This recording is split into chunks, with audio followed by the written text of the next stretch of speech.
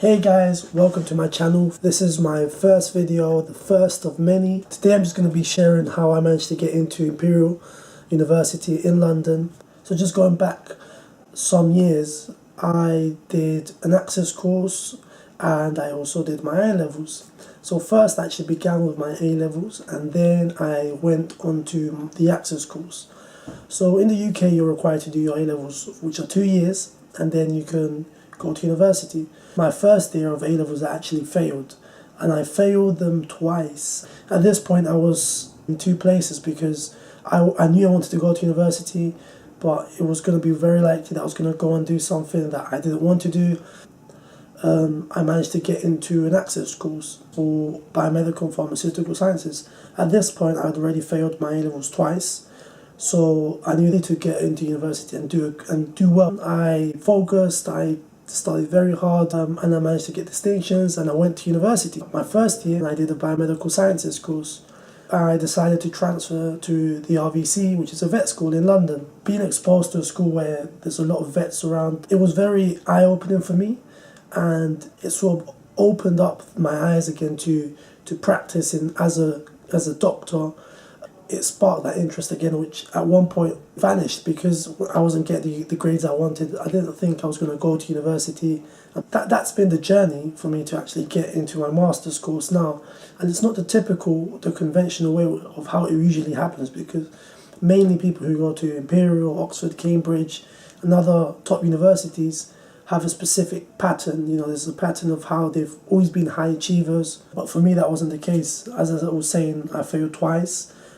You know, it's always possible to do well. It's always possible to go to the university of your choice, of your desire, of where you want to go.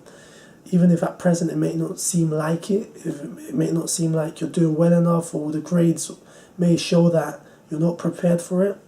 In most cases, it's not because you're not smart enough, but sometimes there are other things around you which may be distracting you and may be taking your eye off your goal of what you actually want to do. So I'm just about to finish my first year now of university, of my master's course, and after this I'll be applying to graduate entry medicine. It's taken me some years, but I think the most important thing for all of us is to get to a point where you're happy with what you want to do for the rest of your life. Once I graduated, I went into several different jobs, and I realized that really what I want to become is to become a doctor.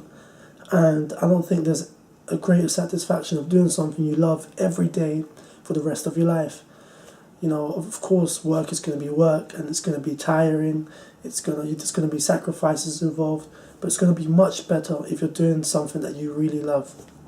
And as well, just something that I want to say is that when I was 15 or 16, there was an open day, and this story I like to share it because it just shows how things can change over the years. So there was an open day at Imperial, and me and my father, we went together to this open day, and at that point I wanted to become a petrochemical engineer or a doctor. And I went there, we were at the open day, you know, it was very nice, I enjoyed it, seeing everything. And then when we went to the talk, when they were telling us about the entry requirements, they were like, this is a typical candidate, we accept A star, A, blah, blah, blah, blah, blah. And I was just sitting there and I was like, okay, so I'm not getting in here. And at that point, it was crazy because, believe it or not, I wasn't actually aware of how the whole university system worked here. I'm the first person from my family to go to university, so I'd never had experience, so I never really had someone around me to tell me how it was, or how the process was. And we didn't even finish the rest of the day. We just left after the talk because my dad said there was no point, and I also said there's no point in staying here. I know I'm not going to get in here. I enjoyed it, it was really good, but really what was the point in staying? And outside Kensington campus of Imperial, there's a tower called the Queen's Tower, and the open day was being held there. Back in November, when I started my course in my master's, I was in the library, and then I finished like 8 or 9 o'clock. And as I was leaving the library, I just stood outside, and right outside the library is the Queen's Tower. And I was just standing there, and it was like a flashback. I just remembered when I was younger and how I was leaving. And just, at that point, before that, I actually hadn't thought about that, and I hadn't remembered about what had happened back when I was 16. And now that I was there, I was just thinking how things can turn around and how things change, within a matter of years. So you carry on pursuing what you want to do. If you've got your eyes set on a specific university, specific course, work hard. Definitely 100% work hard, study, dedicate yourself, because the years will go by and eventually you'll get into where you want to go. That's just the way it works. If it's meant to be, it'll be, but you also have to put in the work. You have to plan ahead and get your things sorted. It takes a lot of time, takes a lot of investment, but if you're really dedicated and that's what you want to do, at the end of the day you'll see the fruits, and you'll also be able to empower others. And so briefly to close, I just want to share some tips on what you should be doing prior to going to university, be it undergraduate application, master's application. It's always good to plan ahead. Get work experience if you can. Go to open days, go to sessions that sometimes they hold, like taster sessions. Get involved in it and really try to understand what is there for you. Why should you be applying for this course? And when it gets to the interview stages, to application stages, all of this knowledge that you're building up now will show. It will show in every stage, be it for your application or be it when you're at the interview, that you've invested your time and that you're equipped to take on the course, to start studying for it.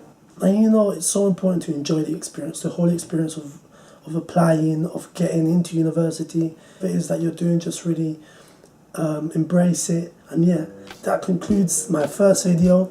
I hope you've enjoyed it, I hope you liked it, and I'm going to be sharing much more on relevant topics, lifestyle, faith, fitness as well, which I'm gradually getting into, and as well education, university stuff. Like, comment, subscribe, share, follow me on my Instagram at IamDiegoIG, and yes, thank you for visiting my channel. Bye bye.